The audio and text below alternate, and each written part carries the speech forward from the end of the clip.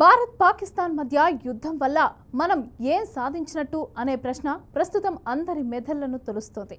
దీనికి ఆత్మసంతృప్తికరమైన జవాబు కూడా కష్టమే అని చెప్పుకోవాలి. ఈ ప్రపంచంలో యుద్ధం కంటే ముఖ్యమైనది కాల్పుల విరమణ, శాంతి. ఈ విషయంలో ఎవరికి ఎటువంటి సందేహం అవసరం లేదు. దేశంలో ఒక్క ప్రాణం పోయినా ప్రభుత్వం సాధించేది ఏమీ లేదు. కానీ యుద్ధం జరిగితే మరణాలు తప్పవు. కాబట్టి శాంతి ఎంత ఖరీదైందంటే ఏం చెప్పలేం. మనం శాంతిని కోరుకుంటున్నాం, కొనుక్కుంటున్నాం. ఎంత ఖరీదుతో కొంటున్నాం అన్నదే తీవ్రమైన అస్సలు ప్రశ్న. ఎంత ఖరీదైందైనా కాల్పుల విరమణ చాలా విలువైంది, ప్రజలకు అవసరమైంది. కానీ శాంతిని సాధించామా లేదా అనే సందేహంపై BRK news special story.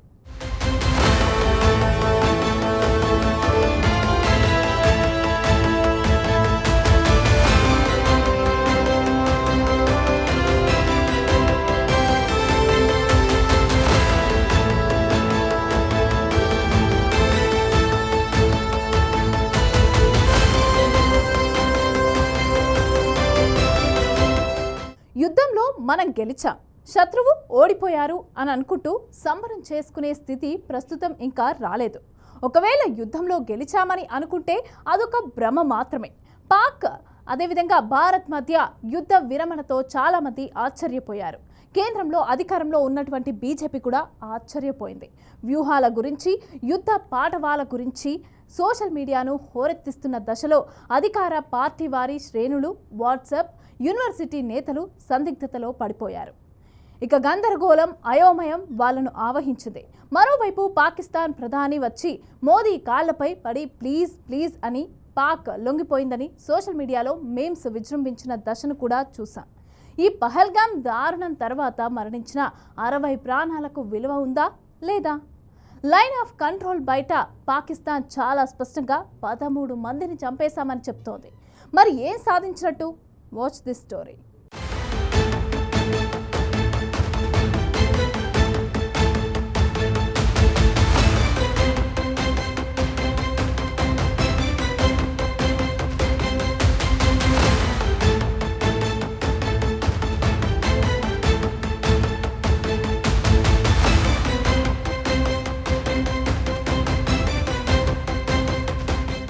Bharat పాకిస్తాన్లోని పాలక వర్గాల మౌలిక డిమాండ్లు నెరవేరిన తరువాత మే 10 శనివారం నాటికి 4 రోజుల నుంచి హోరెత్తుతున్న శతజ్ఞుల గొంతులు మోగబోయాయి.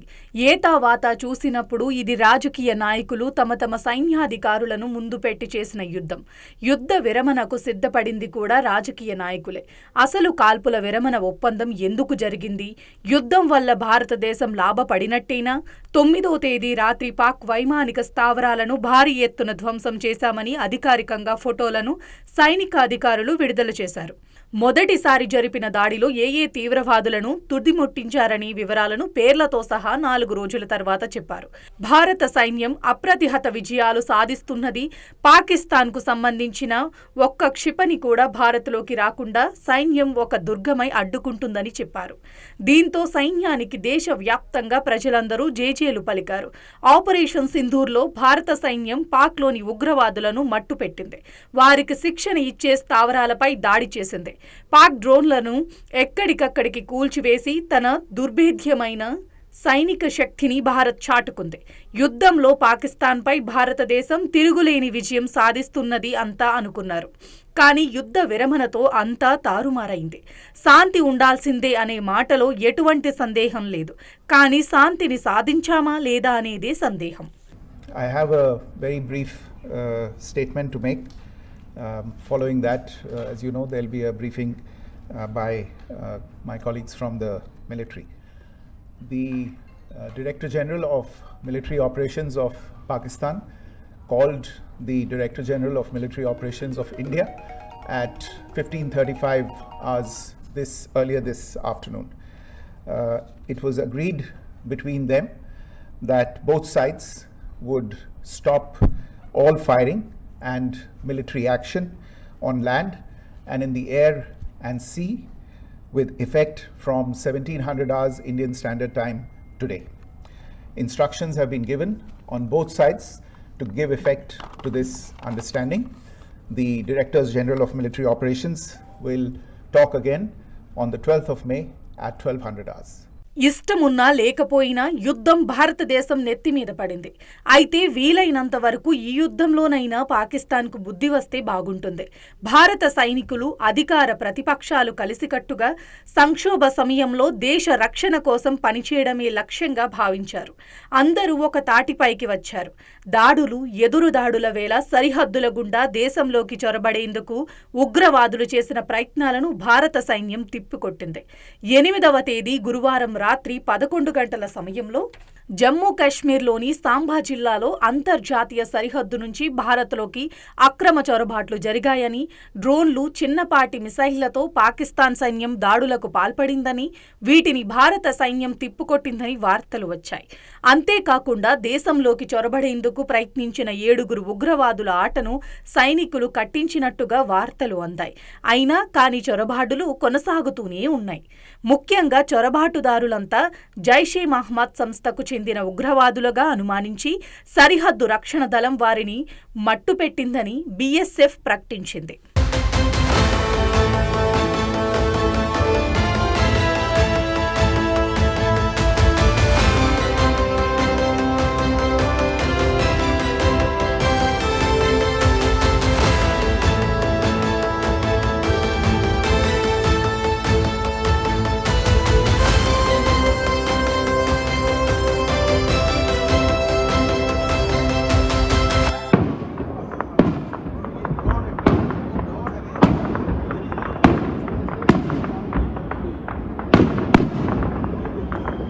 ఏప్రిల్ 22 పహల్గాం ఉగ్రదాడి నేపథ్యంలో భారత్ కఠిన నిర్ణయాలు తీసుకుంది. ఉగ్రవాదులను పెంచి పోషిస్తున్న పాకిస్తాన్పై దౌత్యపరమైన కఠిన చర్యలను అమలు చేయాలని నిర్ణయించింది. ఇందులో భాగంగా ఇస్లామాబాద్పై పలు ఆంక్షలను విధించింది. పహల్గాం ఉగ్రదాడి నేపథ్యంలో పాకిస్తాన్ ప్రభుత్వ అధికారిక ఎక్స్ అకౌంట్ను యాక్సెస్ చేయకుండా నిలిపివేసింది. పలువురు పాకిస్తాన్ జర్నలిస్టులకు చెందిన ఎక్స్ ఖాతాలను కూడా నిషేధించింది. అసత్య, రెచ్చగొట్టే, సున్నితమైన మతపరమైన అంశాల కంటెంట్ను ప్రసారం చేస్తున్నారని ఆరోపిస్తూ పాకిస్తాన్ యూట్యూబ్ ఛానళ్లపై నిషేధం విధించింది. ఇందులో పాకిస్తాన్ మాజీ క్రికెటర్ షోయబ్ అఖ్తర్కు చెందిన యూట్యూబ్ ఛానల్ కూడా ఉంది. హోంశాఖ సిఫార్సు మేరకు Dawn News, Geo News, Samaa TV, Suno News, the Pakistan reference తదితర యూట్యూబ్ ఛానళ్లపై కేంద్రం నిషేధం విధించింది. ఆ తర్వాత పాక్ రక్షణ మంత్రి ఎక్స్ ఖాతాను కూడా నిలిపివేసింది. జమ్మూ కాశ్మీర్పై తప్పుడు సమాచారాన్ని వ్యాప్తి చేస్తున్నారనే కారణంతో భారత్ చర్యలు తీసుకుంది. జాతీయ భద్రత దృష్ట్యా ఇప్పటికే పాకిస్తాన్ నటులపై నిషేధం విధించిన భారత ప్రభుత్వం ఓటీటీలపై కూడా నిషేధాన్ని కొనసాగించింది. సమాచార సాంకేతిక పరిజ్ఞాన చట్టం 2021 నిబంధనల ప్రకారమే ఈ ఆదేశాలు జారీ చేసినట్లు ప్రభుత్వం స్పష్టం చేసింది.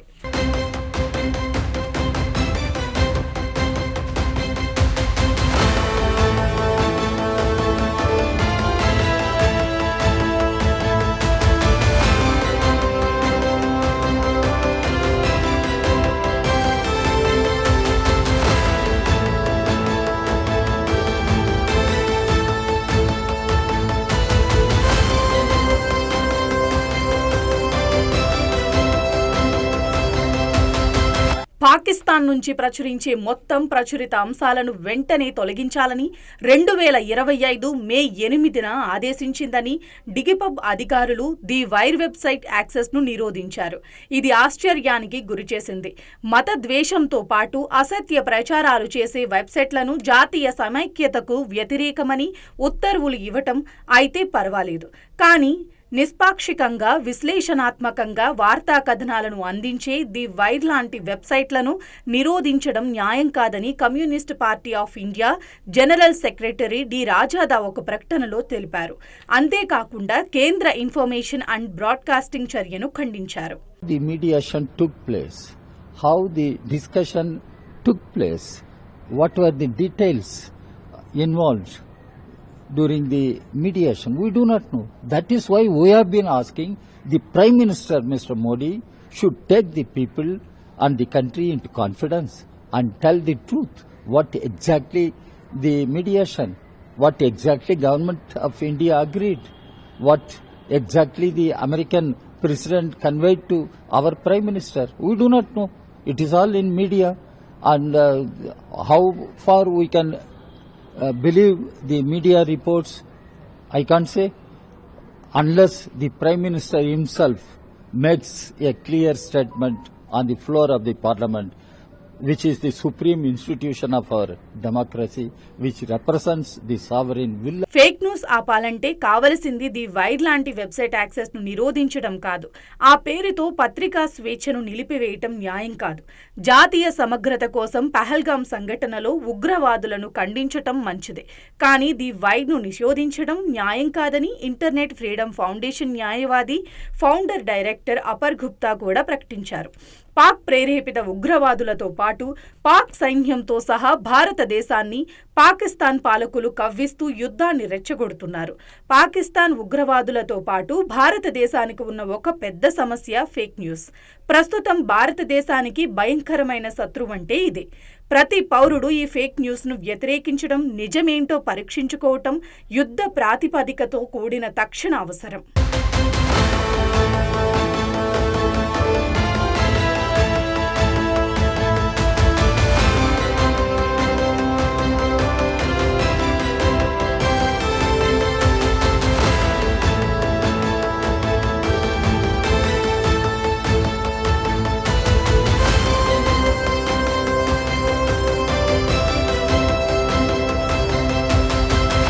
భారత్ పాకిస్తాన్ యుద్ధ నేపథ్యంలో పాకిస్తాన్ను ఓడించి పీఓకేను తీసుకునే అనువైన సమయంగా, దీంతో ఒక రకంగా శత్రుత్వ పీడను వదిలించుకోవాలని భారతీయ ప్రజలు ఆశపడ్డారు. కష్టాలను ఎదుర్కోవడానికి జనం సిద్ధమయ్యారు. ప్రతి రాజకీయ పక్షం, ప్రభుత్వం పక్షం ఏకమై మొత్తం భారత జాతి ఒక తాటి మీద నడిచింది. మేము ఉన్నాం, త్రివిధ దళాలకు స్వేచ్ఛ ఇస్తున్నాం, మా అభిప్రాయ భేదాలను వదిలేసి వస్తున్నాం, సైనికులారా మీరు యుద్ధం చెయ్యండి, మీ వెంట నిలబడతాం అని పార్టీ ముఖ్య నేతలు అన్నారు. ఇటువంటి దశలో భారతీయ ప్రజల ప్రోద్బలంతో త్రివిధ దళాలు పాక్ దాడులను తిప్పుకొడుతూనే ప్రతిదాడులతో ముందుకు వెళుతున్న దశను భారత ప్రజ చూసింది. మరోవైపు పాక్ ఆత్మరక్షణలో పడిపోయిన దశను చూడాల్సి వచ్చింది.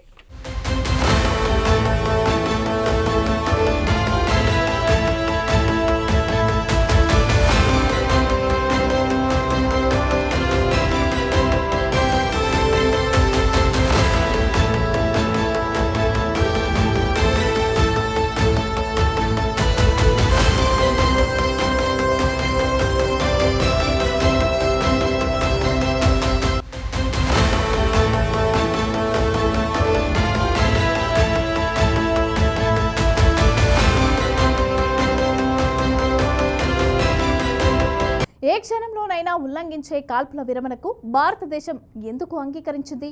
ఇది చాలా గొప్ప విషయం. పాకిస్తాన్ను ఒప్పించిన శాంతి దూతగా అమెరికా అధ్యక్షుడు ట్రంప్ ధన్యవాదాలు చెప్పి పాక్ భారత నేతలకు షేక్ హ్యాండ్ ఇచ్చారు. ఈ శాంతి ఒప్పందంతో యుద్ధ విరమణతో ఉగ్రవాదులను అంతం చేసినట్టేనా?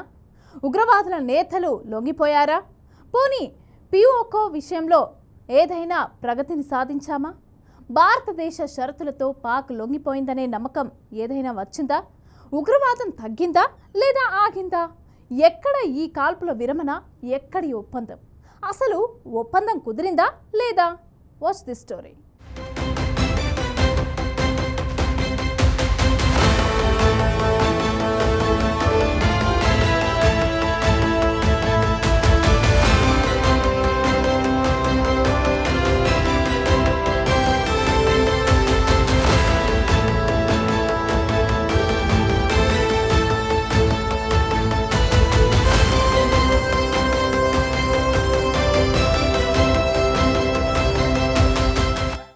బలవంతంగానో భయపెట్టడం ద్వారానో పాకిస్తాన్ను దారికి తెచ్చుకోవటం సాధ్యం కాదన్న విషయం ఆపరేషన్ సింధూర్ తర్వాత మరింత తేటతెల్లమైంది. గతంలోలాగా ఉడత ఊపులతో భయపెట్టించటం సాధ్యం కాదని కాలం రుజువు చేస్తుంది. మనం ఏం చెయ్యాలి, ఏం చేసుండాలి అన్నది మన సమస్య. పాకిస్తాన్ సమస్య మాత్రం యథాతథంగానే ఉంది. ఇంకా చెప్పాలంటే మన సమస్య తీవ్ర రూపం దాల్చింది. కాగల కార్యం గంధర్వులు సాధించారన్నట్టు బలూచిస్తాన్ పాకిస్తాన్ నుంచి విడగొట్టేస్తున్నామనేవి ఉత్తర కుమారుడి లాంటి ప్రగల్భాలైన పాక్ ఆక్రమిత భారత కాశ్మీర్ భారత్కు చెందుతుందా, పాకిస్తాన్ అనేది మ్యాప్లో ఉండదని అత్యాస ప్రచారాలు వింటూనే ఉన్నాం కదా. Motive of our attack was very clear. It was a simple and clear message to China and Pakistan to withdraw immediately from Balochistan. This warning to China and Pakistan was also given by our leader, General Aslam Baloch, but China failed to pay heed. We once again make it clear that Gwadar and the rest of Balochistan belong to Baloch. It's our duty to protect our land and sea. Our operation Zir Pahazak. This is a continuous operation that has been initiated to safeguard the Baloch Sea from China, Pakistan and other foreign powers. China, you came here without our consent, supported our enemies, helped Pakistani military in wiping our villages. But now it's our turn. పోనీ పాకిస్తాన్ శరణు అంటున్నదా, కాళ్ళు పట్టుకుందా, లొంగబాటులు కనబడ్డాయా? పెహల్గాం ఉగ్రదాడిలో ప్రాణాలు కోల్పోయిన వారికి ప్రభుత్వం ఏం జవాబు చెప్తుంది? అసలు దీనిని ఎందుకు మొదలుపెట్టినట్టు, ఎందుకు ఆపినట్టు? పెహల్గాం దాడులు ఆరంభం నుంచి ప్రపంచ దేశాలు ఈ వివాదంలో జోక్యం చేసుకుంటున్నాయన్న విషయం తేటతెల్లమవుతూనే ఉంది. 2 దేశాలకు చెందిన దౌత్య అధికారులు మీడియాకు వివరిస్తుంటే వీళ్ళు మిగిలిన ప్రపంచానికి వివరిస్తూ వచ్చారు. While much has been said and written about the newer systems, I would like to place on record the performance and efficacy demonstrated by even the older battle-proven AD systems like the Pechora, the Osa AK and the LLAD guns in countering the Pakistani threat vectors in the current operations. They were all modern generations, but these battle-proven systems stood the test of time and took them on head-on. Another highlight has been the stellar performance of the indigenous air defense weapon system like the Akash system. Here, ladies and gentlemen, I would like to mention that putting together an operationalization of this potent AD environment has been possible over the last decade due to unwavering budgetary and policy support provided by the Government of India in acquiring state-of-the-art equipment and weapon systems. Some of the results achieved in countering the enemy threat vectors over the last week are now being shown on the screen. Shown on the screen is the probable enemy PL-15 missile, which is of Chinese origin. This missile has missed its target, and you can see the pieces now which are available with us. Another weapon system or weapon which was found was the long-range rocket, the pieces of which you can now see on the screen. We have talked about the loiter munitions and the unmanned aerial systems, and here are some of the glimpses of those systems which we have brought down. To your right, with the right undercarriage or the wheel you can see is the Yeeha system, which is of Chinese origin with Pakistan. హెచ్చరిక, సంయమనం వంటి పదాలు చక్కర్లు కొడుతూ వచ్చాయి. పడికట్టు పదాలుగా మారాయి. 2 దేశాల మధ్య ఉద్రిక్తలు హద్దులు మీరకుండా ఉండాలని, అణ్వాయుధాలు పావులుగా మారకుండా చూడాలని అమెరికా, రష్యా, చైనాలు తెర వెనుక తీవ్రమైన ప్రయత్నాలు చేస్తూనే ఉన్నాయి. ముందు ఈ యుద్ధం అసలు అవసరమైనదేనా కాదా అన్న అంశంపై లోతైన విశ్లేషణలు, వ్యాఖ్యానాలు వస్తాయంటంలో సందేహమే లేదు. ఆ విషయం ఎలా ఉన్నా భారత్ పాకిస్తాన్ల మధ్య ఉన్న అపనమ్మకం, శత్రుభావంలో మాత్రం ఎటువంటి మార్పులు రాలేదు. 2 దేశాల్లో పాలక పార్టీలు ప్రయోగిస్తున్న రాజకీయ పదజాలం, భావోద్వేగాలు, 2 దేశాల మధ్య చర్చలు సయోధ్యకు అవకాశం ఇచ్చేవిగా ఏమాత్రం లేవు. బాధ్యతగా ఇరు దేశాలు ఇకనైనా నిజంగా కాల్పుల విరమణ సాధించటం సాధ్యమవుతుందనుకోవాలి. భారత విదేశాంగ కార్యదర్శి కాల్పుల ఉల్లంఘనకు పాల్పడితే గట్టిగా జవాబిస్తామన్నారు. పాకిస్తాన్ విదేశాంగ కార్యదర్శి తమ కమిట్మెంట్ కొనసాగుతుందని మాత్రం పేర్కొన్నారు. ఐక్యరాజ్యసమితి ప్రపంచ సభ్యులు బంగ్లాదేశ్, ఖతర్, టర్కీ, యూకే లాంటి 30 దేశాలు కాల్పుల విరమణ గొప్ప నిర్ణయమని అభివర్ణించారు. ఇంతకు ఈ విరమణ ఒప్పందం మరణ సమానమేనా? That from ashes to ashes and from dust to dust, if Thomo don't get here, then Lily surely must. और अगर आप इस लेयर को देखें तो आप समझ जाएंगे कि मैं आपको क्या बताने की कोशिश कर रहा हूं. तो अगर आप सारे सिस्टम्स को पार कर भी गए तो आपको फिर भी एयरफील्ड या लॉजिस्टिक इंस्टॉलेशन या जो भी चीज को आप टारगेट कर रहे हैं उसमें पहुंचने से पहले कोई ना कोई इस लेयर्ड ग्रिड का सिस्टम जरूर गिरा देगा.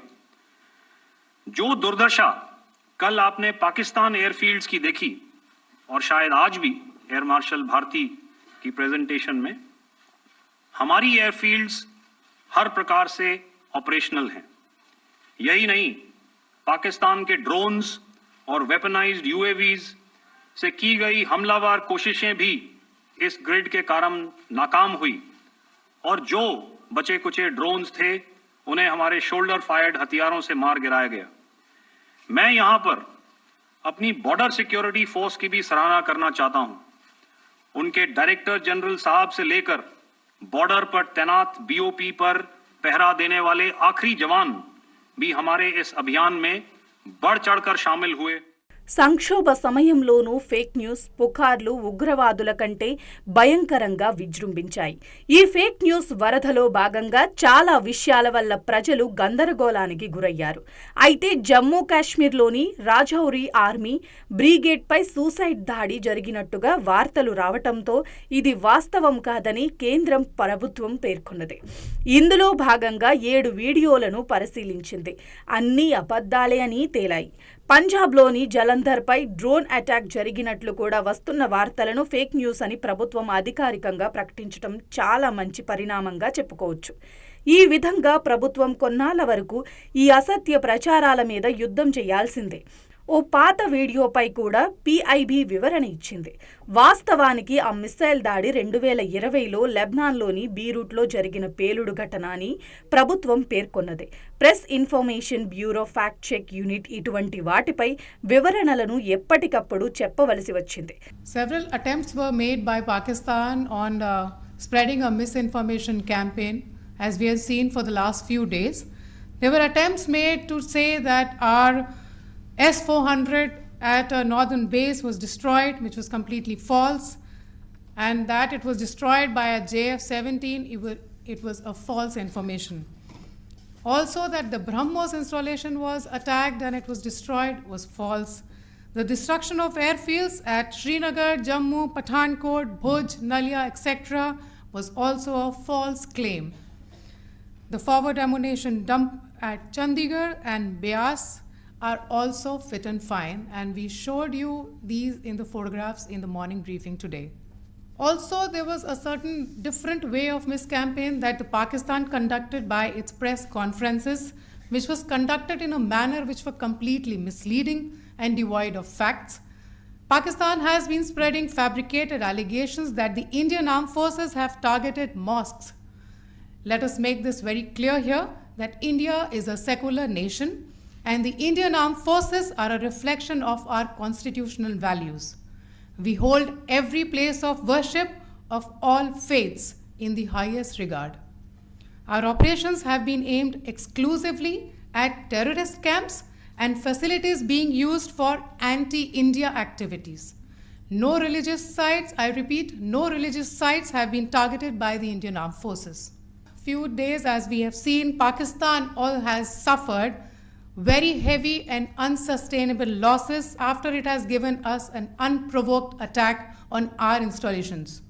ఆర్మీ కంటోన్మెంట్పై ఫిదాయిన్ సూసైడ్ దాడి జరగలేదని, PIB చాలా స్పష్టంగా వెల్లడించింది. జలంధర్లో డ్రోన్ దాడి వల్ల వ్యవసాయ క్షేత్రంలో కేవలం మంటలు మాత్రమే చెలరేగాయని PIB ఫ్యాక్ట్ చెక్ తెలియజేసింది. జలంధర్ జిల్లాలో ఎటువంటి డ్రోన్ దాడి జరగలేదని PIB స్పష్టం చేసింది. ఇండియన్ ఆర్మీ పోస్ట్ను పాకిస్తానీ దళాలు ధ్వంసం చేసినట్లు ప్రచారం అవుతున్న మరో వీడియో కూడా ఫేక్ అని ప్రభుత్వం తేల్చేసింది. భారతీయ సైన్యంలో 20 రాజ్ బెటాలియన్ అనే యూనిట్ లేదని ఫ్యాక్ట్ చెక్ పేర్కొన్నది. Between shadow and dust, but I'll strike you down when you betray our trust.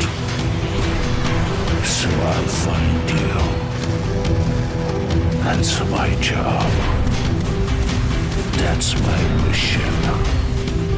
That's my promise. I'll find you.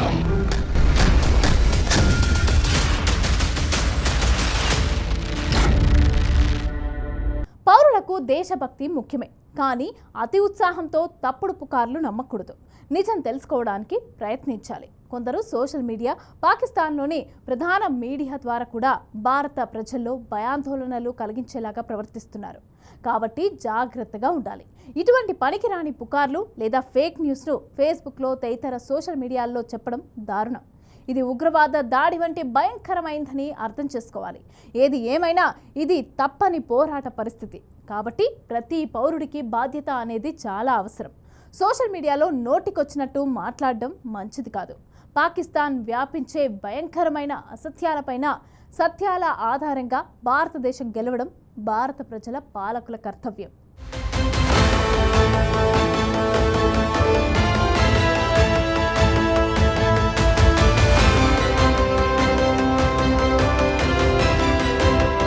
ఇది వాల్టీ స్పెషల్ స్టోరీ. చూస్తూనే ఉండండి PRK న్యూస్.